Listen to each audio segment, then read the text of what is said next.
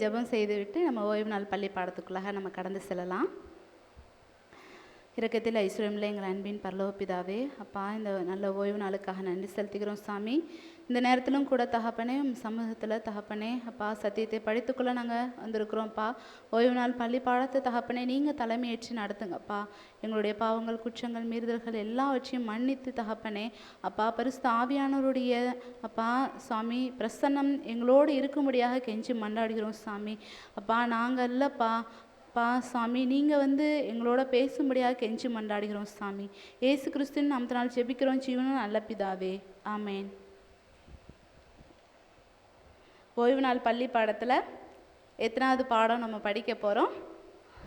6வது பாடம். பாடத்தோட தலைப்பு உள்ளே இருந்த எதிரி. போன வாரம் என்ன படித்தோம்? ஆமாம், தேவன் உங்களுக்காக யுத்தம் பண்ணுகிறார் அப்படிங்கிற ரொம்ப ஒரு அருமையான நம்ம தலைப்பில் நம்ம பார்த்தோம்.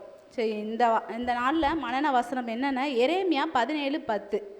கர்த்தராகிய நானே ஒவ்வொருவனுக்கும் அவனவன் வலிக்கும் செய்கைகளின் பலன்களுக்கும் தக்கதை கொடுக்கும்படிக்கு இருதயத்தை ஆராய்கிறவரும் உள்ளிந்திரியங்களை சோதித்தருகிறவருமாயிருக்கிறேன். இப்போ தேவன் எப்படிப்பட்டவர்? அவங்கவுங்களுக்கு செய்கிற பலனுக்கு ஏற்ற மாதிரி அவர் தீர்ப்பு கொடுக்குறவர். உள்ளத்தை ஆராய்ச்சி பண்ணி, வெளி நடக்கவே இல்லை, உள்ளத்தை ஆராய்ச்சி பண்ணி அவர் தீர்ப்பு செய்கிறவராக இருக்கிறாரு அப்படிங்கிறத நம்ம பார்க்க முடியுது. இதில் முன்னுரையை நம்ம என்ன பார்க்குறோன்னா, போன வார பாடம் எது வரைக்கும் படித்தோம் அப்படின்னா, யோர்தானை கடந்து எரிகோவுக்கு வந்துட்டாங்க இஸ்ரவேல் மக்கள். அப்போ எரிகோவுக்கு வந்துட்டு அந்த பட்டணத்தை எப்படியெல்லாம் தெய்வத்தோடைய வழிநடத்துதலோட அவங்க பிடிச்சாங்க, எப்படி மகத்தான வெற்றி அவங்களுக்கு கிடைச்சது, அதெல்லாம் குறித்து நம்ம பார்த்தோம். அப்படிதாங்களே, இன்னைக்கு அப்படியே தொடர்ச்சி. அதுக்கப்புறம் அவங்க என்ன பண்ணாங்க அப்படின்னு சொல்லி அது பார்க்குறோம். இப்போ இந்த பாடத்தில் நம்ம என்ன பார்க்குறோன்னா, ஆயி பட்டணத்தை இஸ்ரேல் மக்கள் போய் சண்டைக்கு போகிறாங்க, ஆயி பட்டணத்துக்கு போகிறாங்க. ஆனால் வெற்றி கிடைச்சதா? கிடைக்கல. ஏன் கிடைக்கல? எதனால் கிடைக்கல? என்னென்ன காரணங்கள்லாம் இருந்துச்சு வெற்றி கிடைக்காம போகிறதுக்கு? இதிலிருந்து நமக்கான ஆவிக்குரிய பாடம் என்ன, இதெல்லாத்தையும் குறித்து நம்ம பார்க்க போகிறோம். ஓகேங்களா?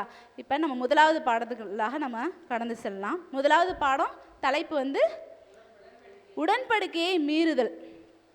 உடன்படிக்கையை மீறுதல். இப்போ ஆயி பட்டணத்துக்கு அவங்க போகும்போது யோசுவா என்ன பண்ணுறாருன்னா, எல்லா மக்களையும் இல்லை, வேவு பார்க்குறதுக்காக ஃபஸ்ட்டு ஆட்களை அனுப்புகிறார். வேவு பார்த்துட்டு வந்தவங்க என்ன சொன்னாங்க? அந்த பட்டணம் அது என்னங்க ஜுஜிபி அப்படிதானே, அது என்னங்க சின்ன பட்டணம், ஒரு 2000-3000 பேர், இதுவே அதிகங்க அப்படிங்கிற மாதிரி தானே ஒரு மேம்போக்கான ஒரு பார்வையை பார்த்துட்டு அவங்க சொல்கிறாங்க. அதை நம்பி என்ன பண்ணுறாங்க, யுத்தத்துக்கு கிளம்பியாச்சு. எத்தனை பேர் போகிறாங்க? 3000 பேர் போகிறாங்க. போனால் எல்லாம் தலை தெறிக்க ஓடி வந்துட்டாங்க. ஆமாம், அது மாத்திரம் இல்லை, 36 உயிர்கள் அவங்களுக்குள்ள போயிடுச்சு அப்படின்னு சொல்லி நம்ம பார்க்குறோம். ஏன் இப்படி படுதோல்வி அடைஞ்சிட்டாங்க? இதுக்கு முந்தின 2 வார பாடத்தில் நம்ம என்ன பார்த்தோம்? தேவன் அதான் ஆமாம் ஆமாம் உடன்படிக்கையை மீறுறாங்க.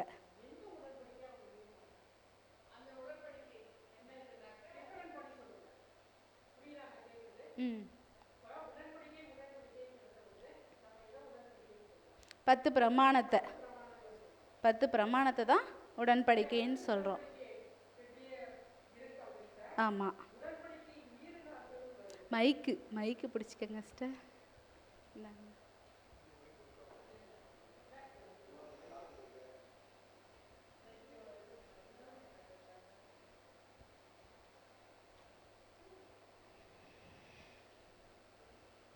அப்படியே பதிலையும் சேர்த்து சொல்லிடுங்க சிஸ்டர்.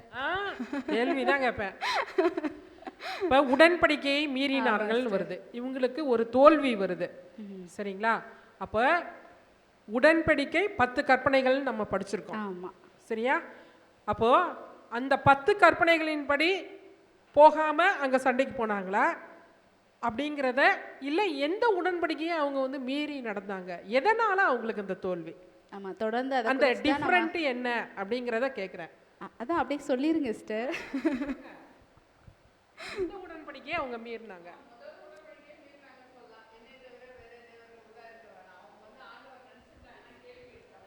ஆமாம், அதை அவங்களுடைய ஒரு சுயத்தின் வெற்றியாக எடுத்துக்கிட்டு ஆண்டவர்கிட்ட ஒரு அனுமதி கேட்காம போகலாமா ஆண்டவரே, போய் ஆயி பட்டணத்துக்கு எதிராக யுத்தம் பண்ண போகலாமான்னுட்டு கேட்காம போயிட்டாங்க. அது ஒரு உடன்படிக்கை மீறுதல். இன்னொன்று நான் நினைக்கிறது என்னென்னா, எரிகோ பட்டணத்தை போய் அழிச்சிட்டு சர்வசங்காரம் பண்ண சொன்னார். ஆனால் அதில் இந்த மாதிரி எடுத்து ஒழிச்சு வச்சு, அது ஒருத்தர் மீறினாலும் அது மீறுதல் தானே, மீறுறது தான் அந்த உடன்படிக்கை மீறினது. அதான் 10வது கற்பனை, அதாவது இச்சியாதிருப்பாயாக. ஒருத்தர் செஞ்ச தப்புக்கு அந்த இடத்துல தண்டனை கொடுக்காம ரொம்ப சிம்பிளாக கொடுத்துருந்தாரு அப்படின்னா என்ன ஆயிருந்திருக்கும்? சும்மாவே அந்த மக்கள் வந்ததுலேருந்தே மீறிக்கிட்டே தான் இருக்காங்க ஒவ்வொரு விஷயத்துலையும். இந்த இடத்துல கண்டிப்பாக ஆகானுக்கு அப்படிப்பட்ட ஒரு தண்டனை தேவைதான். ஆனாலும் அங்கேயும் ஆண்டவர் ஒரு டைம் கொடுக்குறாரு. உடனே இல்லையே, என் ஆண்டவருக்கு தெரியாத ஆகான் தான் டைரெக்டாக இப்போ இவன் தான் தப்பு பண்ணான், தூக்கி அவனை கல்லெறிஞ்சு கொல்லுங்கன்னு சொல்லியிருக்கலாம். அப்படி படிச்சிருது. அப்படி பார்த்தா நம்ம போன வாரம் படித்த அவர் ஒரு மகத்துவமான நியாயாதிபதியாக நீதிபதியாக இருந்திருக்க முடியாது. அவர் டைம் கொடுக்குறாரு. அப்படி கொடுத்தும் கடைசி வரைக்கும் ஆகானம் கொடுத்துக்கிட்டே இருக்கு. அது ஒரு சிஸ்டமை குறிக்குது. இப்படி தான் கண்டுபிடிச்சி இப்படி தான் கொடுக்கணும்னு ஆண்டவர் ஒழுங்குகளின் தேவன் இல்லையா, எல்லாத்தையும் ஒரு ஒழுங்கின் கிரமமாக கொடுக்குறாருன்னு சொல்லி கூட நாம் எடுத்துக்கலாம். Okay sister, thank you sister.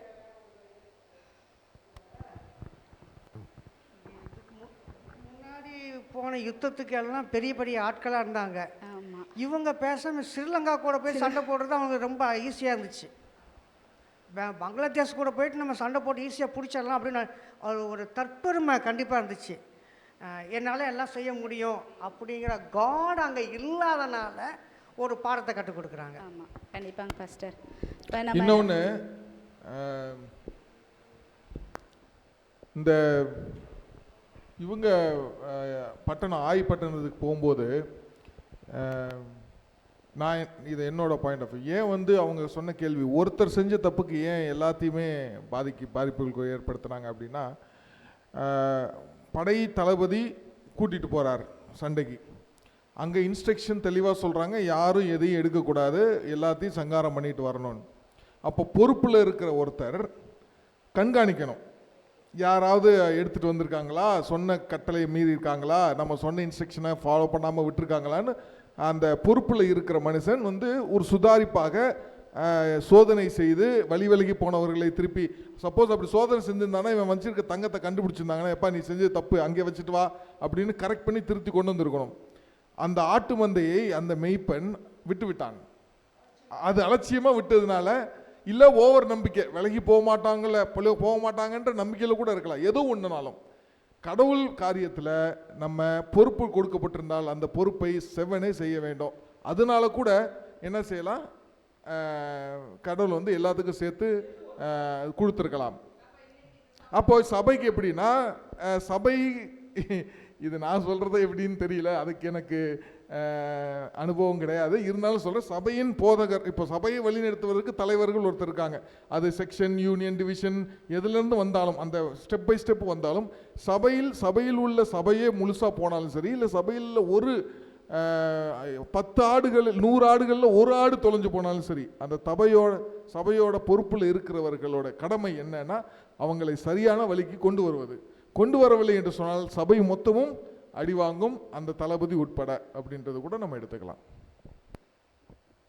Okay sister, நம்ம இன்னைக்கு கொஞ்சம் வித்தியாசமாக படிக்கலாம்னு நினைக்கிறேன். நம்ம இதெல்லாம் தெரிஞ்ச விஷயங்கள் ஏற்கனவே நம்ம படிச்சிருக்கோம்.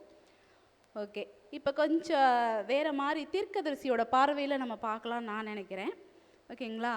இப்போ அந்த பட்டணம் இவ்வளோ நாள் வரைக்கும் யாருனால அந்த சபை யூத மக்களை யார் வழிநடத்தி வந்தாங்கன்னா தேவன் வழி நடத்திட்டு வந்தார். இப்போ மிகப்பெரிய படுதோல்வி ஆனதுக்கான காரணம் என்ன அப்படின்னு சொல்லி பார்த்தோம்னா, அங்கே தேவன் இல்லை. என்ன காரணம் அப்படின்னு சொல்லி பார்த்தோம்னா, அங்கே 2 விதமான காரணத்தை நம்ம பார்க்கலாம். ஒன்று, ஆகானுடைய பாவம். அவன் என்ன பண்ணான், தீட்டானதில் தேவன் முன்கூட்டியே முந்தின அதிகாரத்தில் நம்ம பார்க்கும்போது, தீட்டானதில் நீங்கள் எதுவும் எடுக்காதீங்க அப்படின்னு சொல்லிட்டு தேவன் சொல்லுவார். அது சபிக்கப்பட்டது, அது உங்களுக்கு உரியது இல்லை. அது எரிக்கப்படணும். பொன்னு வெள்ளி இதெல்லாம் வந்து அது தேவனுக்காக கொடுக்கணும்.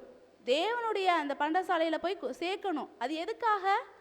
தேவனுடைய பண்டசாலையில் எதுக்காக போய் சேர்ப்போம்? அவருடைய ஊழியத்தை தாங்கிறதுக்காக நம்ம போய் சேர்ப்போம். அப்படிதாங்களா? அதில் தான் வந்து ஆகான் என்ன பண்ணுறாரு, அது எடுத்துக்கிறாரு. இப்போ இன்னும் கொஞ்சம் ஆழமாக வந்து தீர்க்கதரிசி சொல்கிறாங்க, அவங்க ஆகான் செஞ்ச பாவம் எவ்வளோ, ஏன் அந்த மக்களை வந்து அங்கே இருக்க வெள்ளியோ பொண்ணோ எதையுமே எடுக்கக்கூடாது அப்படின்னு சொல்லி தேவன் வந்து எச்சரிக்கை கொடுக்குறாருன்னா, ஃபஸ்ட்டு வந்து அந்த நகரம் ஃபுல்லாகவே அக்கிரமத்தினால் நிறைஞ்சது. அதுக்கு வந்து ஒரு நியாய தீர்ப்பு ஒன்று கொடுக்குறாரு. அதனால் அது வந்து சபிக்கப்பட்டது. இன்னொரு காரணத்தை என்ன சொல்கிறாங்க அப்படின்னு சொல்லி பார்த்தோம்னா, இஸ்ரவேலர்கள் தங்களுடைய சொந்த வல்லமையினால் இந்த வெற்றியை அடையவில்லை. அந்த வெற்றி அவங்க சொந்த வல்லமையினால அவங்களுக்கு கிடைக்கல. அது யார் தான் கொடுத்தா? முழுக்க முழுக்க ஆண்டவருடையதாக இருந்துச்சு. அந்த வெற்றிக்கான காரணம் யாருன்னா அது நம் தேவன் மட்டும்தான், அவர் மட்டும்தான். அப்போ அந்த தேசம் முழுவதும் யாருக்கு தான் சொந்தம்? அதாவது அங்கே இருக்கிற தேசத்தின் முதல் கனிகளாக பட்டணம் அதிலிருந்த அனைத்தோடும் கூட தேவனுடைய பலியாக அர்ப்பணிக்கப்பட வேண்டும். அப்போ இந்த பட்டணத்தை என்ன சொல்கிறாங்க, கானான் தேசத்தில் ஃபஸ்ட்டு வந்த உடனே ஃபஸ்ட்டு நகரம் அது எரிகோ பட்டணம் தான். அப்போ அந்த கானான் தேசத்திலே ஃபஸ்ட்டு நகரத்தை பிடிக்கும் போது அந்த ஃபஸ்ட்டு நகரம் யாருக்கு சொந்தம்? தேவனுக்கு சொந்தம். ஒரு பழமே காய்க்குது ஒரு மரத்துலேருந்து, யாருக்கு சொந்தம்? ஃபஸ்ட்டு ஃப்ரூட்டு அது தேவனுக்கு சொந்தம். அப்போ ஏன் எடுக்கக்கூடாதுன்னு நமக்கு இன்டெப்த்தாக இன்னும் கொஞ்சம் தீர்க்கதரிசி நம்ம இன்னும் கொஞ்சம் கொண்டு போகிறாங்க. அது வந்து தேவனுக்கே உரியது. தேவனுக்கு உரியதை நம்ம எடுக்கக்கூடாது. அவங்களுடைய பொறுப்பு என்னதான்னா, அது வந்து அந்த வெற்றி அவங்களுக்காக அவங்க வந்து சண்டை போடக்கூடாது. அது யாருக்காகனா தேவனுடைய சித்தத்தை நடத்துகிற நம்மலாம் ஒரு கருவி அப்படிங்கிறத புரிஞ்சுக்கணும். நம்மளை நாமளே உயர்த்தக்கூடாது. நம்ம செல்வத்தை தேடுறதோ இல்லை பொருளை தேடுறதோ என் பெருமையை தேடுறதோ அங்கே இருக்கக்கூடாது. அங்கே முழுக்க முழுக்க யாரை தான் மகிமைப்படுத்தணும்? தேவன் தாங்க எல்லாத்துக்கும் காரணம். தேவனால தான் வெற்றி அப்படிங்கிறத நம்ம முழுக்க முழுக்க அங்கே வெளியில் காமிக்கணும் மற்ற மக்களுக்கு. ஸோ அதனால் இப்போ அதை காமிக்காமல் போனதுனால தான் அதிலிருந்து அபகரிச்சிட்டான். தேவனுடைய அந்த முதற் பலனையே அபகரித்ததுனால தான் இவ்வளோ பெரிய அவருக்கு மட்டுமா பிரச்சனை? அவருக்கு பிரச்சனையே கிடையாது. போருக்கு போனால் எத்தனை பேர் செத்து போயிட்டாங்க? 36 பேர் செத்துட்டாங்க. அது மட்டும் இல்லாமல் அவங்க மிகப்பெரிய தோல்வி அடைஞ்சிட்டு வராங்க. சரி, இதே மாதிரி ஒரு நபர் செய்கிற தவறு எப்படி முழு சமுதாயத்தையும் பாதிக்குது? என்னென்ன இதில் இன்னொன்று நம்ம பார்க்கணும். இந்த கேள்வி நீங்கள் வச்சுக்கோங்க. இதில் இன்னொன்று நம்ம பார்க்கணும். ஒரு நாட்டில் இருந்து முதல்ல கானான் தேசத்தை சுதந்திரத்துக் கொள்வதற்காக ஒரு குரூப் வருது. முதல் சவாலே அவங்களுக்கு மீறின ஒரு சவால். ஆமாம் தானே? அந்த பட்டணத்துக்கான அதாவது அந்த கானான் தேசத்திற்கான முதல் அரணே எரிகோ தான். அதை தாண்டி எவனும் வர முடியாதுன்ற தைரியத்தில் தான் அவ்வளோ பெரிய மதில் சுவர்லாம் கட்டி பிரம்மாண்டமாக வச்சாங்க. இவங்களே ஒரு காலகட்டத்தில் 12 பேர் போய் 10 பேர் முடியாது, ராட்சச மாதிரி இருக்கான்னு பயந்து வந்தவன். அப்படின்னா இவங்களை பொறுத்த வரைக்கும் அது வந்து எட்ட முடியாத ஒரு உயரமான ஒரு எதிர்ப்பு. சரிங்களா? தே cannot imagine to defeat them. அப்படி அவங்களை எதிர்பார்க்க முடியாத ரொம்ப கஷ்டமான ஒரு டிஃபீட்டை ஒரு கத்தி இன்னொரு கத்தி கூட மோதாத ஒரு சண்டையில் தேவன் இவங்க கையில் கொடுக்குறார். கரெக்டா? இப்போ ஆய்பட்டத்தில் அவங்க சண்டை போட்டாங்க, நிறைய பேர் இறந்தாங்கன்னு சொல்கிறோம். இவங்க ஒரு தடவை ஒருத்தருக்கு ஒருத்தர் சண்டை போட்டுக்கவே இல்லை. ஆனால் மொத்தமாக அந்த பட்டணத்தை இவங்க கையில் கொடுத்தாங்க. எப்படின்னா எதிர்பார்க்க, அதுவும் ஆச்சரியமான வழியில் கடவுள் இவங்க கையில் கொடுத்தார் அந்த பட்டணத்தை. அதுக்கப்புறம் பார்த்தீங்க அப்படின்னா இது வந்து தேவனை முழுமையாக நம்பினார்கள். தேவன் இவர்களுக்காக யுத்தம் செய்தார். இவங்களை சண்டை போட வைக்கல. எப்பெல்லாம் தேவனை நம்பாமல் இல்லை தேவனை முழுமனதாக அவங்கள தேவன்கிட்ட ஒப்படைக்காமல் இவங்க எப்போ ஒரு எதிர்ப்புக்கு போகிறாங்களோ அங்கே சண்டை நடக்குது, உயிர் சேதம் நடக்குது. நீங்கள் பைபிள் அதுக்கப்புறம் வர வசனங்கள் நிறைய இன்சிடென்ட்ஸை பார்த்தீங்கன்னா, ஜட்ஜஸில் எல்லாம் பார்த்தீங்கன்னா, எங்கெல்லாம் இவங்க தேவனை நம்பினார்களோ அங்கே இவங்க ஒருத்தரை கூட கொல்ற சிச்சுவேஷனை தேவன் கொடுக்கல. ஏன்னா தேவனே என்ன செய்கிறாரு, எப்படி எரிகோ மதிலை உடச்சி விட்டாரோ அதே மாதிரி தேவனே சில சந்தர்ப்பங்களை உருவாக்கி அவங்களே அடிச்சுக்கிற மாதிரி, கண்மலை வந்து எரிமலை வந்து விழுந்த மாதிரி, ரத்தமாக கல்லுகள் விழுந்து அழிச்ச மாதிரி தான் அவர் நிறைய அழிச்சிக்கிட்டே இருக்கார். ஸோ இதுலேருந்து நம்ம என்ன தெரிஞ்சுக்கிறோம் அப்படின்னா, அதில் தேவன் என்ன சொல்கிறாரு, நீ எதிர்பார்க்காத ஒரு பெரிய எதிர்ப்பை நான் வந்து இனிஷியல் ஸ்டேஜ்லேயே உனக்கு வந்து ஜெயிக்கிற மாதிரி நான் இருந்து உனக்கு ஜெயிச்சு கொடுக்குறேன் காமிச்சிட்டேன். அப்போ இனிமேல் நீ உள்ளே போகும்போது பயப்படாத, உன்னோட ஒரே வேலை என்ன, என்னை சார்ந்திரு, உனக்காக நான் யுத்தம் செய்வேன். இதுதான் அவர் சொல்லி கொடுத்த பாடம். ஆனால் அதை வந்து மறந்துட்டாங்க. எப்பெல்லாம் மறந்தாங்களோ அப்போல்லாம் உயிர் சேதம் நடந்தது. எப்பெல்லாம் தேவன் பக்கத்தில் போனாங்களோ இவங்க ஒருத்தரும் சாகலை, இவங்க கத்தி எடுத்து ஒருத்தரை குத்தக்கூடலை, எல்லாமே தேவனே பார்த்து கொண்டார் அப்படின்னு வருது. சரிங்களா? ஸோ தேவனை சார்ந்து இருந்தோம் என்று சொன்னால் எவ்வளோ பெரிய எதிர்ப்பு வந்தாலும் அதை வந்து நம்ம பல முயற்சிகள் எடுக்கணும்னு அவசியமே கிடையாது. அமைதியாக இருந்தாவே அந்த என்ன சொல்கிறது, எரிமலை பஸ்மமாக பனிமலையாக உருகி ஓடி போகிறதுக்கான வாய்ப்புகளை தேவன் அமைத்து கொடுப்பார். Thank you brother. அந்த கேள்வியிலேருந்து தொடங்குவோம். நம்மிடம் என்ன சாபத்தீடு இருக்குது? நம்மள்ட்ட இப்போ ஆகாண்ட பார்த்துட்டோம், நம்மள்ட்ட என்ன சாபத்தீடு இருக்குது, அது எப்படி என்னென்ன வழிகளில் முழு சமுதாயத்தையும் பாதிக்கிறது அப்படிங்கிற அந்த கேள்விக்குள்ளே நம்ம டிஸ்கஷனுக்குள்ளே போகலாம். இப்போ தெய்வம் வந்து இஸ்ரேல் மக்கள்கிட்ட வந்து சொன்னார், இப்படி அந்த எரிகோவுக்கு போகும்போது சாபத்தீடானதை தொடாதீங்கன்னு சொல்லிட்டு, எச்சரிக்கையாக இருங்க அப்படின்னு சொல்லிட்டு. அதே எச்சரிப்பு நம்ம கொடுத்துருக்காரா? கொடுத்துருக்காரு. பொருளாசை குறித்து எச்சரிப்பு கொடுத்துருக்காரு, இச்சையடக்கத்தை குறித்து எச்சரிப்பு கொடுத்துருக்காரு, பொருளாசை ஆகிய விக்கிரக ஆராதனை அப்படின்னு சொல்கிறார். பொருளாசையை குறித்து எச்சரிக்கையாக இருங்கள், அதோடைய பேர் கூட உங்கள்கிட்ட இருக்கக்கூடாது, பேரை கூட நீங்கள் சொல்லக்கூடாது, அந்த அளவு ஜாகிரதையாக இருக்கணும் அப்படின்னு சொல்லிட்டு. பொருளாசையினால் விழுந்தவங்க எத்தனை பேர்? இச்சையினால், இப்படி சொல்லணும், இச்சையினால் விழுந்தவங்க எத்தனை பேர்? ஃபஸ்ட்லேருந்து நம்ம பைபிளில் ஆரம்பித்ததுலேருந்தே பரலோகத்திலேருந்தே இச்சை தான், அந்த பதவி இச்சை நம்மள்ட்ட. அந்த ஆமாம், அது ஆகானா இருக்கட்டும், எல்லா இச்சைகளும் வந்துடும். அப்போ ஆமாம், தகுதிக்கு மீறி ஆசைப்படுறது. அதே ஆமாம், அதே மாதிரி நம்ம சமுதாயத்தில் அந்த மாதிரி விளைவுகள் ஏற்படுதா?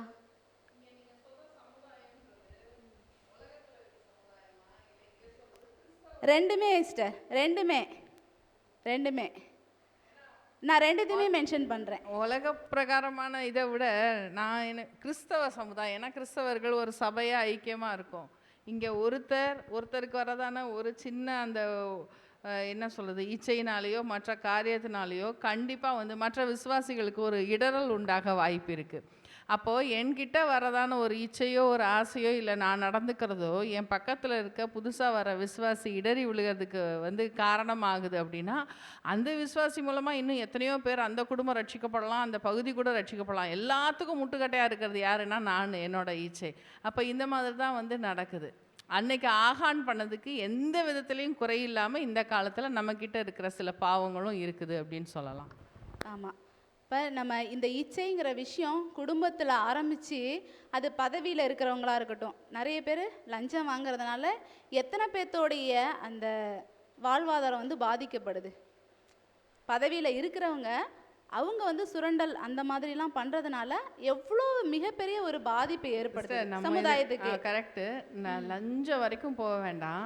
என்னன்னா என்னை பொறுத்த வரைக்கும் நம்ம சத்தியத்தை தெரிஞ்சுக்கிட்டோம், நம்மக்கிட்ட வர ஒரு சின்ன ஆசை, ஓகே நான் இந்த இடத்துக்கு போகலாம், இல்லை நான் இங்கே இருக்கலாம், நான் சோஃபிஸ்டிகேட்டடாக இருக்கணும், இல்லைனாக்கா வந்து இந்த பதவின்னு சொல்லி வர சின்ன சின்ன ஆசைகள் கூட கண்டிப்பாக வந்து ஆகான் செஞ்ச பாவத்துக்கு ஈக்குவலான பாவம் தான். ஆமாம், கண்டிப்பாக சிஸ்டர். அதான் இங்கே தீர்க்கதரிசி என்னென்ன விஷயங்கள்லாம் மென்ஷன் பண்ணுறாங்கன்னா, தசம பாகத்தில் கரெக்டாக செய்கிறோமா, வைக்கிறோமா, முதற் பலனை கரெக்டாக வைக்கிறோமா, காணிக்கைகளை கரெக்டாக வைக்கிறோமா, இதெல்லாம் வைக்காமல் இருக்கும்போது என்ன தடைப்படும்? ஆசீர்வாதம் தடைப்படும். முக்கியமாக சத்தியம் போக வேண்டிய இடத்துல சத்தியம் போகுங்களா? ஏழைகள் அவங்க வந்து இன்னும் கஷ்டப்பட்டுக்கிட்டே தான் இருப்பாங்க. அவங்களுக்கு போய் சேர வேண்டிய அந்த காசோ பணமோ போகாததுனால அவங்க இன்னும் துன்பப்பட்டுக்கிட்டு தான் இருக்காங்க.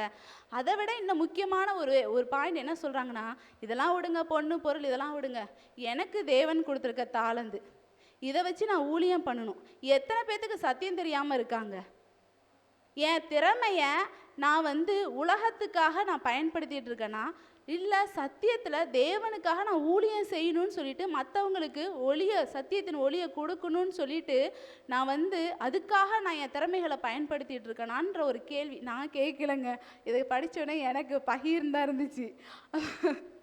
தீர்க்கதரிசி அப்படி தான் கேட்குறாங்க. இப்போ நம்ம என்னென்ன காரியத்தில் நம்ம தேவனையே வஞ்சித்துட்டு இருக்கோம்? தசமபாகம் காணிக்கை அதெல்லாம் ஒரு சைடு இருக்கட்டும், என் திறமையை வச்சு நான் ஊழியம் செய்கிறேனா கேட்குறாரு கேள்வி. மனுஷன் தேவனை வஞ்சிக்கலாமா? நீங்களோ என்னை வஞ்சிக்கிறீர்கள். என் திறமையை பயன்படுத்தி நான் ஊழியம் செய்கிறேன். ஏவாள் கனியை சாப்பிட்டாங்கல்ல, நீங்கள் சொன்னதுக்கு நான் ஒரு கொஸ்டின் எனக்கு எழும்புது, மைண்டில் வந்துச்சு. ஏவாள் கனியை சாப்பிட்டது அது ஆசையா இச்சையா? இச்சை. எப்படி? அது இச்சித்து.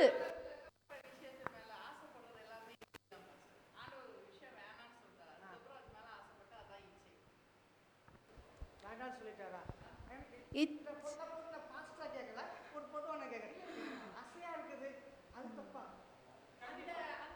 இல்லங்க பாஸ்டர், ஆசையா இருக்கிறதுன்னு இல்ல, நினைக்கிறது வேற. இப்ப வந்து சாப்பிடக்கூடிய பழங்கள், சாப்பிடக்கூடிய உணவுகள் அனைத்தையும் எந்தவித தடையும் இல்லாம, எந்தவித குறைச்சலும் இல்லாம அந்த இடத்துல அவங்களுக்கு கிடைச்சிக்கிட்டே இருக்கு. அப்போ வந்து ஒண்ணுமே இல்லை, எல்லாம் காஞ்சி போச்சு அப்படின்னாக்க கூட கடவுள்கிட்ட தான் நம்ம போய் கேட்கணும். என்ன ஆண்டவரே இப்படியே என்னன்னா, அப்போ அங்கே தான் கேட்கணுமே ஒழிய இது. ஏன்னா இதை வந்து ஏற்கனவே வந்து இந்த பன்றிக்கறி சாப்பிட்ற விஷயத்தில் என்கிட்ட ஒருத்தவங்க கேட்ட கேள்வி என்னன்னாக்க, எதுவுமே இல்லை, நான் ஒரு இதில் போய் மாட்டிக்கிட்டேன், சாப்பிட்றதுக்கு எதுவுமே இல்லை, என்ன ஒருத்தவங்களுக்கு வீட்டில் இது பண்ணுறேன்னா அங்கே அதுதான் இருக்குது, எனக்கு ஏகப்பட்ட பசி இருக்குது, அப்படிங்கிறப்ப அதை சாப்பிட்டா தப்பா ரைட்டாங்கிற மாதிரி என்கிட்ட கேள்வி கேட்டாங்க. அப்போயும் நான் சொன்ன பதில் இதுதான், என்னன்னாக்கா கடவுள்கிட்ட கேட்கணும், அவ்வளோதானே ஒழிய நம்ம வந்துட்டு அந்த இச்சையில் விழுந்துடக்கூடாது. சிஸ்டர் சொன்ன மாதிரி கடவுள் விளக்கப்பட்டதை வந்து சொன்ன எக்ஸாம்பிள் வந்து இச்சையில் வராதே, அது அவசியத்தில் வருது இல்லையே. சரி, அப்படி நான் இல்ல நீங்க அதை நான் எப்படி சொல்லணும் நீங்கன்னா, அது அவசியமே இருந்தாலும், அது ரொம்ப அத்தியாவசியமாக இருந்தாலும், ஒரு தவறான செயலை செய்ய ஒரு சிச்சுவேஷன் வரும்போது அத்தியாவசியமாக இருந்தாலும் செய்யக்கூடாதுன்னு தான் நீங்க. ஆமா, அப்படித்தான் நம்ம அதை அந்த நேரத்துல கூட கடவுள்கிட்ட தான் நம்ம கேட்கணுமா ஒழிய நம்ம அதை சாப்பிடக்கூடாதுன்னு தான் நானும் சொன்னேன். அது போல இந்த ஒரு இது சாப்பாட்டு விஷயம்னு இல்லை, எல்லாவித ஒரு காரியத்திலையும் வந்து நமக்கு வந்து சோதனைகள் கண்டிப்பா வரும். அதுல வந்து நம்ம வந்து சூழ்நிலையை வந்து சொல்லிட்டு இந்த சூழ்நிலை இப்படி இருந்ததுனால நான் பண்ணிட்டேன் அப்படிங்கிற காரணங்கள்லாம் சொல்லாம நம்ம வந்து நடக்க பழகணும். Okay sister. அடுத்தது பார்த்தா ரெண்டாவது காரணம் பார்த்தா நம்ம ஆஷிஷுல் பார்த்துட்டோம். அவங்க வந்து தேவத்திட்ட வந்து உத்தரவு கேட்காமலே தெய்வத்துடைய வழிநடத்தல் இருக்கா இல்லையானே தெரியாமல் அவங்க தன்னுடைய பலத்தை இவ்வளோ நாள் எவ்வளோ பெரிய பட்டணத்தெல்லாம் நம்ம ஜெயிச்சிட்டோம், இது என்ன சின்ன விஷயம் அப்படின்னு சொல்லிட்டு கிளம்பிட்டாங்க. இன்னொன்று எதிராளியை அவங்க எப்படி பார்க்குறாங்க? இலக்காரமாக பார்க்குறாங்க. எவ்வளோ பெரிய ஆளுலாம் நான் ஜெயிச்சிட்டேன், நீ என்னையா அப்படின்னு சொல்லிட்டு அவங்க ரொம்ப இலக்காரமாக பார்க்குறாங்க. இல்லை, இதில் எந்த சூழ்நிலை பாருங்க, இவங்களுக்கு சண்டையே போட தெரியாது. அதான் ஒரு இராணுவ பயிற்சி, ஒரு படை, ஒரு ஈட்டி கம்பு எதுவுமே இவங்க கிட்ட இல்ல. அப்படி ஒரு சூழ்நிலையில் அவங்களுக்கு ஒரு எண்ணம் வருது. ஆமா, அந்த சின்ன பட்டணத்திலேயே அவங்க தோல்வி அடைஞ்சிட்டு வராங்க. இன்னும் மிகப்பெரிய கானான் அவ்வளோ பெருசு இருக்கு, அந்த விஷயத்தெல்லாம் அவங்க எப்படி அவங்க ஜெயிக்க போறாங்க? முடியாது. தேவன் இல்லாம எதையுமே பண்ண முடியாது. அதே மாதிரி தான் நமக்குமே பெரிய பெரிய விஷயத்தெல்லாம் நம்ம உழுந்து உழுந்து ப்ரேயர் பண்ணுவோம். நான் உங்களுக்கு தெரியுங்கள, பெரிய பெரிய விஷயத்தெல்லாம் ஏசப்பா ஏசப்பா ஏசப்பான்னு விழுந்து ப்ரேயர் பண்ணுவோம். சின்ன விஷயமா இருக்கும், ரசம் பொம்பளை பிள்ளையா இருக்கிறதுனால சமையல்கிட்டே வந்துடுறேன், ரசம் வைக்கிற விஷயமா இருக்கும், பெரிய பெரிய பிரியாணிலாம் செஞ்சுருவோம், ஏசப்பா எப்படியாவது நல்லபடியாக செஞ்சிடணும் விழுந்து ப்ரேயர் பண்ணுவேன். ரசம் வைக்கும்போது எல்லாம் தெரிஞ்ச விஷயந்தான், எத்தனை வருஷம் நான் ரசம் வைக்கிறேன் அப்படின்னு சொல்லிட்டு ஒரு ப்ரேயர் பண்ணாமலே போவோம். அதில் ஒரு மேதாவித்தனம். அப்போ சின்ன சின்ன விஷயம் ஒவ்வொருத்தவங்களுக்கும் ஒவ்வொன்றும் எடுத்துக்கலாம். சின்ன விஷயமா இல்லை, யார்ட்டையாவது பேசுகிறதா இருக்கட்டும், பேசுறது கூட ஒரு பாஸ்டர் சொல்லுவாங்க காய்கறி வாங்குறதா இருந்தாலும் ப்ரேயர் பண்ணுங்க. அப்போ சின்ன சின்ன விஷயத்துலேயும் நம்ம தெய்வத்துடைய துணை இல்லைன்னா நம்ம கண்டிப்பாக விழுந்துருவோம். அடுத்தது ரெண்டாவது பாடம், ஆகானின் பாவம். இப்போ ஆகானுடைய பாவம் இப்போ வந்து தோல்வி அடைஞ்சாச்சு, எல்லாரும் ஓடி வராங்க, அழுகுறாங்க, புலம்புறாங்க, சட்டையை கிழிச்சிக்கிறாங்க.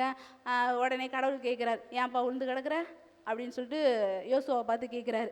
யோசுவாட்ட இந்த மாதிரி கேட்டவுடனே, அது இல்லாமல் தேவன் என்ன சொல்லுவாங்க, பாவத்தீடானது உன்கிட்ட இருக்குப்பா, அதை சரி பண்ணிடு அப்படின்னு சொல்கிறாங்க.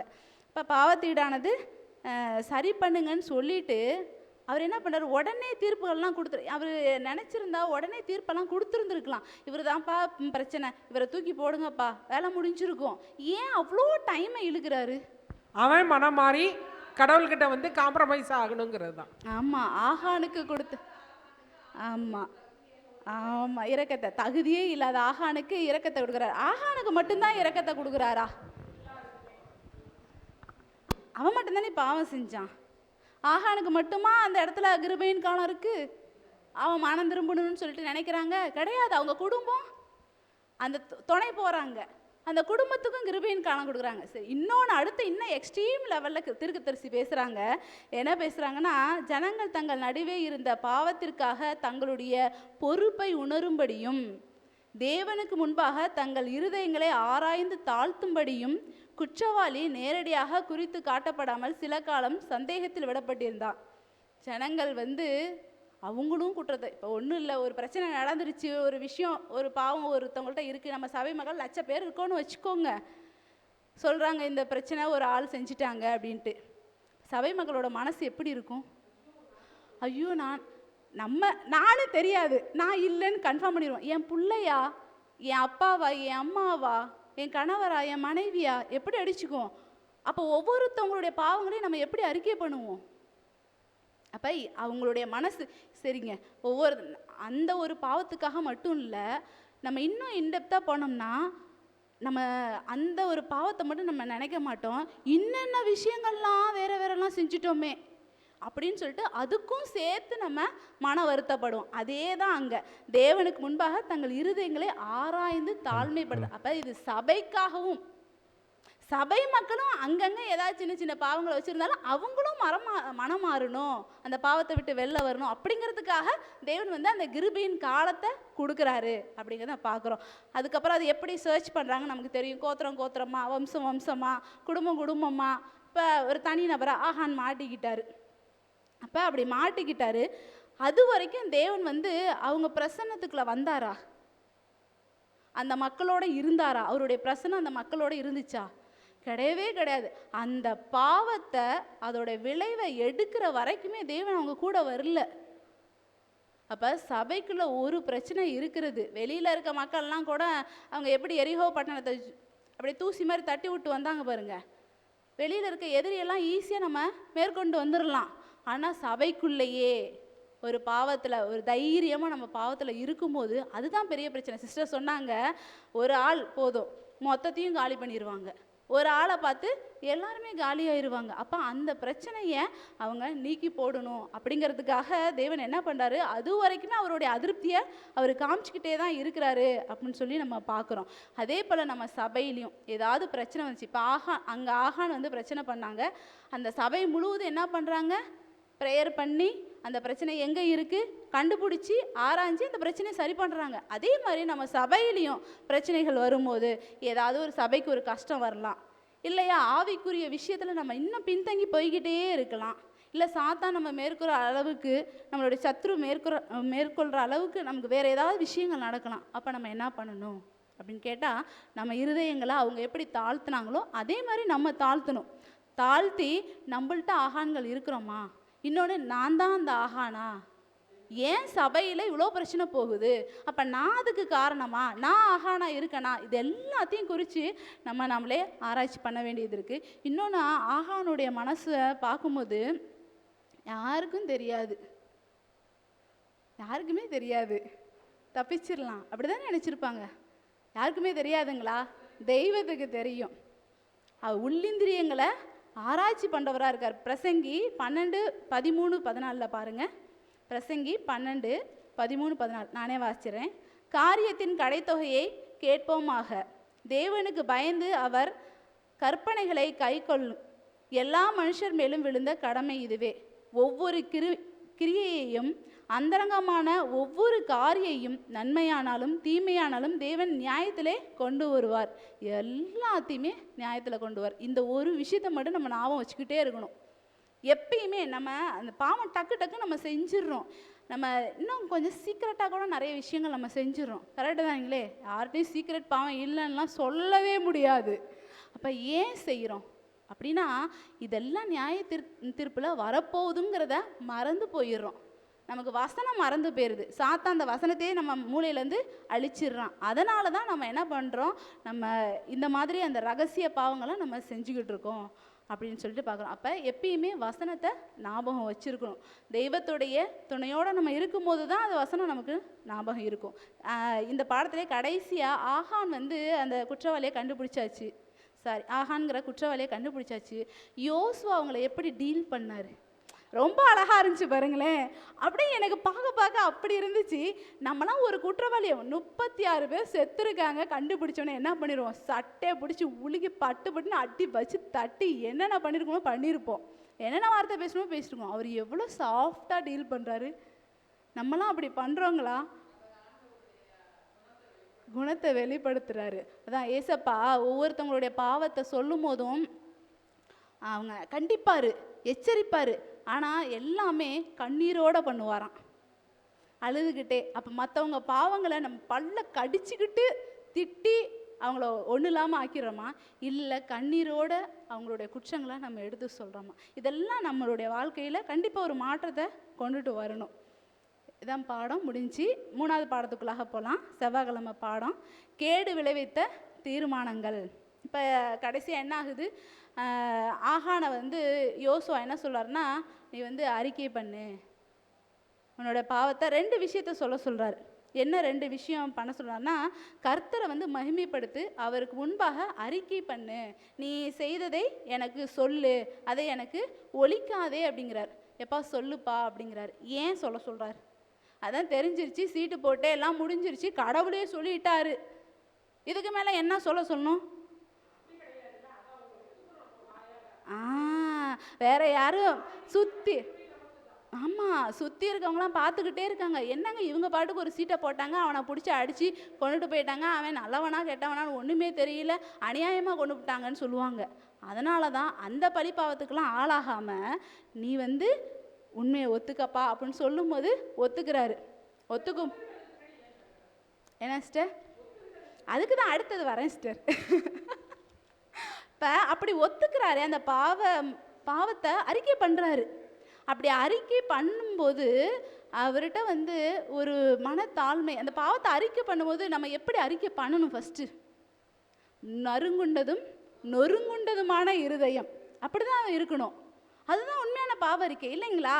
அவர் அறிக்கை பண்ணும்போதே அப்படியே ருசிச்சு சொல்கிறாரு பாருங்க. அது வந்து ரொம்ப இச்சிக்கிறதுக்கு நல்லா இருந்துச்சு. நேர்த்தியான பாபிலோனிய சால், ரொம்ப அப்படியே இச்சையை தூண்டி விட்ட மாதிரி இருந்துச்சுங்க அப்படின்னு வர்ணிக்கிறாருங்க. மரணம் கண்ணுக்கு முன்னாடி இருக்கு, நான் சாவு கண்ணுக்கு முன்னாடி இருக்கு. அவங்க என்ன பண்ணுறாங்க, அதை வந்து அப்படியே அவ்வளோ நேர்த்தியாக இருந்துச்சு, அவ்வளோ அழகாக இருந்துச்சு அந்த சால்வை அப்படின்னு சொல்லிட்டு அதை வர்ணிச்சுக்கிட்டு இருக்காரு. நம்மளாம் சாவு வரப்போ இந்த மாதிரி வர்ணிப்போங்களா?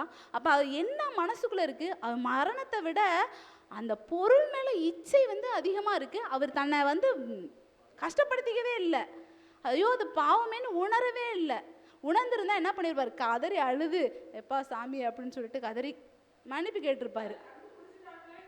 ஆமாம். இன்னொன்று இன்னும் கொஞ்சம் ஆழமாக போனோம்னா என்ன சொல்கிறாங்கன்னா, அவர் வந்து எப்போவே அந்த மன்னிப்பு கேட்டிருக்கணும். போருக்கு, ஆமாம், போரில் எல்லாரும் தோல்வி அடைஞ்சாங்க பார், 36 பேர். அவங்க குடும்பம் என்ன கதறி இருக்கும், அந்த குடும்பமே பிள்ளை குட்டி அத்தனையும் அழுதுருக்கும். கல் மனசு கரைஞ்சிச்சா? கரையில். சரி, அவங்க தான் அழுதாங்கன்னா அங்கே இஸ்ரவேல் மக்கள் யோசுவா சட்டையை கிழிச்சிட்டு அழுதாங்க. அப்போயாவது சொல்லியிருக்கணுமா? எவ்வளோ விளைவுகள் பாருங்க. எல்லாரும் அழுகுறாங்க, ஊரே அழுகுதுங்க. ஆனால் அவர் சொல்லலை. அப்போ எப்படி அவருடைய மனம் திரும்புதல் வந்துருச்சுன்னு நம்ம சொல்ல முடியும்? பாவ அறிக்கை செஞ்சுட்டா அவர் கடைசியாக அறிக்கை, ஆமாம், அப்பையும் சொல்லல. சீட்டு போட்டு ஒவ்வொரு கோத்திரமாக போகுது, ஒவ்வொரு வம்சம், ஒவ்வொரு குடும்பம் எல்லாம் போகுது. கடைசியாக நீ தான் வந்ததுக்கப்புறம் ஆமாங்கன்னு சொல்கிறாரு. அப்போ இந்த பாவம் மன்னிக்கப்படுமானா? கண்டிப்பாக மன்னிக்கப்படாது. இப்போ அதே மாதிரி ஏவாள் மாதிரி இவரும் அந்த பாவத்தை வந்து இச்சிக்கிறாரு, ரொம்ப ஆசைப்பட்டு. இந்த பாவம் ஒரு நாள் தான் நடந்திருக்குங்களா? உடனே பார்த்து இச்சிச்சு உடனே எடுத்துருப்பாரா? கிடையாது.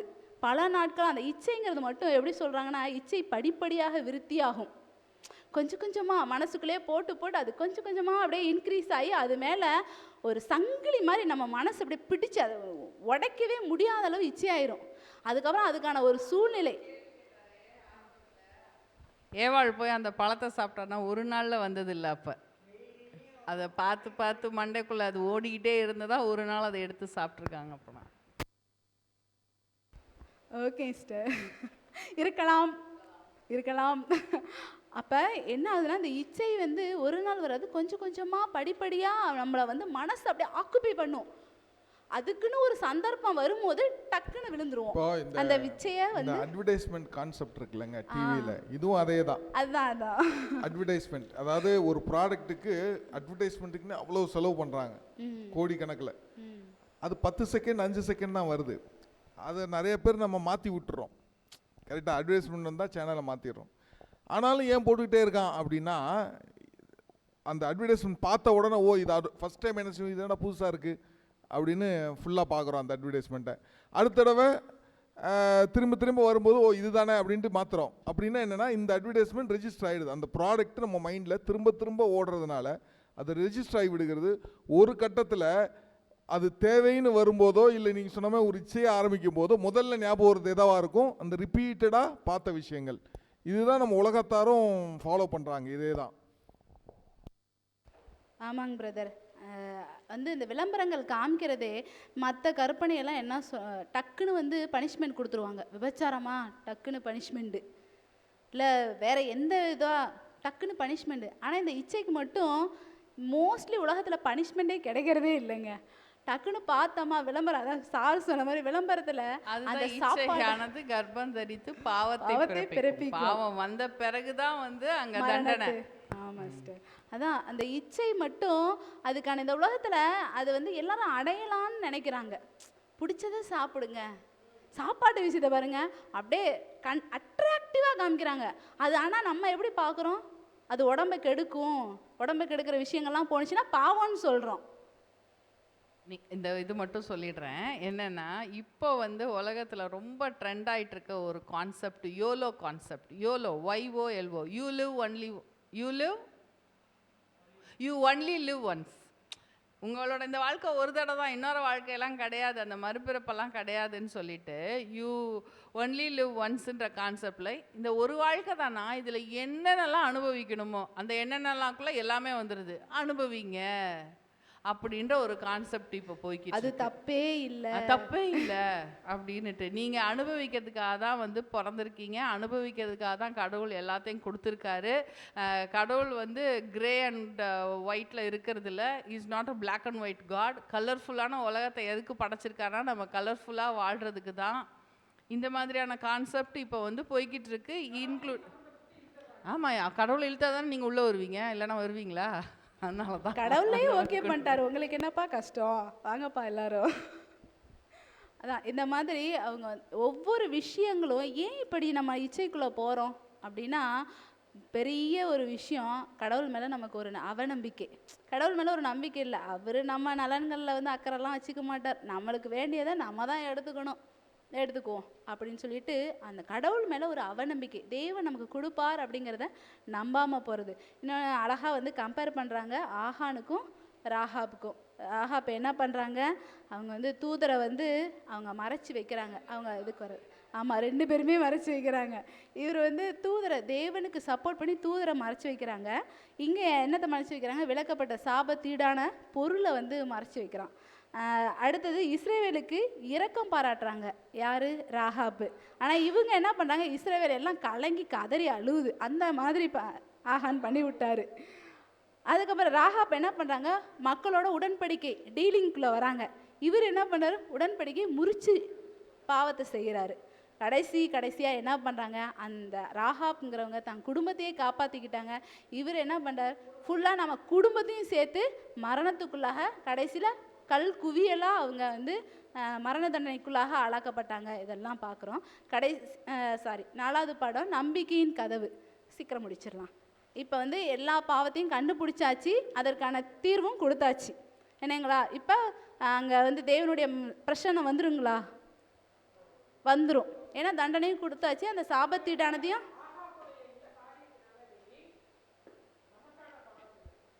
என்ன சிஸ்டர்? ஆமாம், ஆகானுடைய பாவத்தினால நமக்கான பாடம் வந்து ஒரு விஷயந்தான், சின்ன விஷயந்தான் அப்படின்னு சொல்லிட்டு நம்ம இச்சைக்குள்ள நம்ம விழுந்துடக்கூடாது.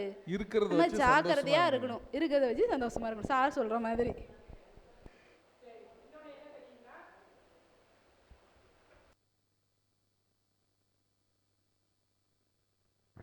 நம்ம அறிக்கையிட்டு நீங்க ஆரம்பிக்கிறதுக்கு முன்னாடி எல்லாரும் அவங்கவங்க மனசுல தோண்டின பாடத்தை சொல்லலாம். ஏன்னா ஒரே பாடம் தான் இருக்கணும்னு அவசியம் கிடையாது.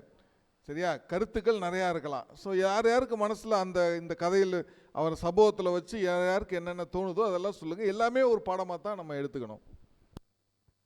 இப்போ என்ன அப்படின்னு சொன்னாக்க, ஆகான் வந்து பாவம் செஞ்சுட்டாப்புல, அவர் வந்து அதை வந்து இச்சித்தாரு, அதனால் அந்த மாதிரி ஆச்சுன்னு சொல்லிட்டு பார்த்தோம். அது பாவமாக மாறி கடவுள் வந்து கண்டுபிடிக்கிறாரு. அப்போ தருணங்கள் வந்து கொடுக்கப்பட்டது. அப்போது கொடுக்கப்பட்ட அந்த தருணங்களில் வந்து நம்ம பாவ அறிக்கை செஞ்சு அதை விட்டு விடலை அப்படின்னு சொன்னாக்க, தொடர்ந்து அந்த பாவத்தில் நம்ம நிலச்சி இருந்தோம் அப்படின்னாக்க, கடவுளாக கண்டுபிடிக்கிற வரைக்கும் நான் பாவத்தை அறிக்கை செய்யாமல் இருந்தேன் அப்படின்னு சொன்னாக்க, அந்த நியாய தீர்ப்பு நாளில் வந்து நமக்கு என்ன கிடைக்காது? மன்னிப்புங்கிறது கிடைக்கவே கிடைக்காது. அப்போ போய் என்னதான் கதறினாலும் மன்னிப்பு கிடைக்காது. இன்னும் சொல்ல போனால் இந்த கிருபையின் கதவு அடைக்கப்படும் நாள் வரைக்கும் தான். அது எவ்வளோ சீக்கிரம், எப்படி? ஒன்று தனிப்பட்ட வாழ்க்கையில் நம்மளுடைய மரணம் வரைக்கும், இன்னொன்று அந்த பொதுவாக வந்து அந்த லா வந்து அந்த வாதைகள் ஊற்றப்படும் பொழுது வந்து நான் மாறி வந்துடலாம் கதறி அப்படின்னாக்க முடியவே முடியாது. இப்போயிலேருந்தே அந்த ப்ராக்டிஸ்குள்ளார நம்மளால் வரல அப்படின்னு சொன்னாக்க, அந்த யாக்கோபின் இக்கட்டு காலத்துலேயும் நம்மளால் நிற்கவும் முடியாது, அந்த பாவங்களை நம்மளால் மேற்கொள்ளவும் முடியாது. அடுத்து வந்து இந்த நியாய தீர்ப்பு நாளில் போய் அப்போ வந்து நான் இவங்களால தான் நம்ம இப்படி நடந்துச்சு, இந்த பாஸ்ட் எங்களுக்கு இப்படி சொல்லி கொடுத்ததுனால தான் ஆச்சு, இவங்களாம் எங்களுக்கு சொல்லாததுனால இப்படி ஆச்சு, எந்த ஒரு சாக்கு போக்கும் சொல்லி அப்போ கதறினாலும், ஆகா நாங்கள் போய் ஒத்துக்கிட்டதுனால அவனுக்கு வந்து அந்த தண்டனை வந்து கிடைக்காம போச்சா? கிடச்சிருச்சு. அதே போல் தான் நம்ம நியாய தீர்ப்பு நாள்லாம். ஆமாம், கண்டிப்பாக சிஸ்டர். பாடம் நம்பிக்கையின் கதவு, 4வது பாடம் நம்பிக்கையின் கதவுல இப்போ வந்து எல்லாம் அவங்க சாபத்தீடானது எதுவுமே நகரத்தில் இல்லை.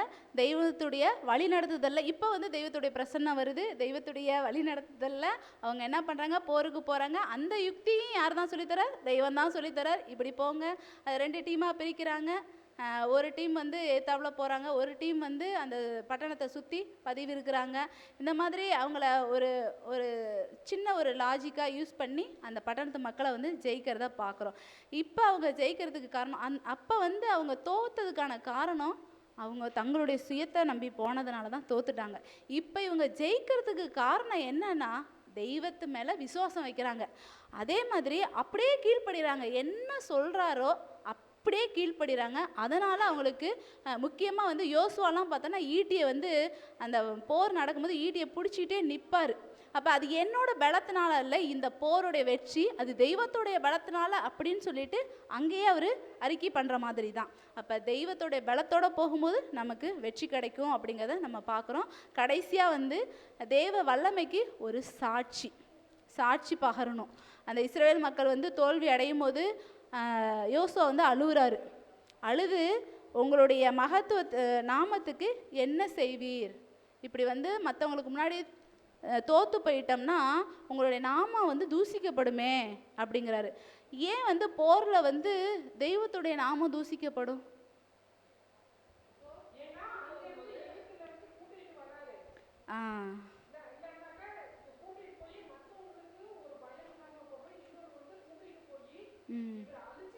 அழிச்சுப்பிட்டாரு அப்படின்னு. இன்னொன்று, யுத்தங்களை அந்த காலத்தில் எப்படி பார்ப்பாங்கன்னா, மனுஷங்க இடையில நடக்கிற மாதிரி யோசிக்கவே மாட்டாங்க. அது தெய்வத்துக்கு இடையில நடக்கிறோம், இந்த தெய்வம் பெருசா அந்த தெய்வம் பெருசா அப்படின்னு தான் பார்ப்பாங்க. அப்போ இவங்க தோல்வி அடைஞ்சால் தெய்வத்தோட பேர் என்னாகும்? ரொம்ப இதாக நினைக்க ஆரம்பிச்சிருவாங்க மற்றவங்களாம். இந்த தெய்வம் வந்து அப்படி ஒன்றும் வல்லமை உள்ள தெய்வம் இல்லை, இழந்துட்டாரு அப்படின்னு சொல்லிட்டு அவங்க சொல்ல ஆரம்பிச்சிருவாங்க. ஸோ அதனால தான் வந்து தெய்வத்துடைய நாமத்தை குறித்து அவர் பயப்படுறார். அப்போ இஸ்ரவேல் மக்கள் வந்து சத்தியத்தின்படி நடக்கும்போது தெய்வம் வந்து வெற்றியை தரும்போது மற்ற மக்கள் அதை பார்க்குறாங்க. பார்த்துட்டு ராகாப்லாம் என்ன பண்ணுறாங்க? மனசு மாதிரி வராங்க. அதே மாதிரி தான் கடைசி காலத்தில் இருக்க நம்மளுடைய நடக்கை 10 கற்பனையின்படி அடிப்படையில் இருக்கும்போது நம்மளை தேடி நம்மளை பார்த்து நிறைய மக்கள் வருவாங்க. அப்படியே இல்லை நான் ஏனோ தானோன்னு என் வாழ்க்கையில் வாழ்கிறேன்னு வச்சுக்கோங்களேன், மற்ற மக்கள்லாம் என்ன பண்ணுவாங்க, அவங்களே அப்படி இருக்காங்க கிறிஸ்தவங்க, நமக்கு என்ன அப்படின்னு சொல்லிட்டு என்ன பண்ணிடுவாங்க, இன்னும் தங்களுடைய இருதயத்தை கடினப்படுத்தி அவங்க கடவுள் தான் உண்மையான கடவுள்ன்ட்டு நினைக்கிற அளவுக்கு ஆகி போயிடும். இப்போ நம்ம கடைசி காலத்தில் இருக்க நம்ம தெய்வத்துடைய குணத்தை நம்ம பிரதிபலிக்கிறோமா, அவருக்கு ஒரு சாட்சியாக நிற்கிறோமா, 10 கற்பனை கடைப்பிடிக்கிறதுல நம்ம எந்த அளவு மற்றவங்களுக்கு முன்பதாக ஒரு முன் உதாரணமாக இருக்கிறோம். நம்ம வாழ்க்கையெல்லாம் பார்த்து அவங்க பரவாயில்லன்னு சொல்கிற அளவு இருக்குதா, இல்லை நம்மளெல்லாம் பார்த்து கேலி கிண்டல் பண்ணுற அளவு இருக்குதா? இப்போ நம்ம தெய்வத்துக்கு நம்ம தூசணத்தை கொடுக்குறோமா, இல்லை அவருக்கு மகிமையை கொடுக்குறோமா, அவருக்கு சாட்சியாக நிற்கிறோமா? நம்மளுடைய அன்றாட வாழ்வில் நம்ம எப்படி இருக்கிறோம்?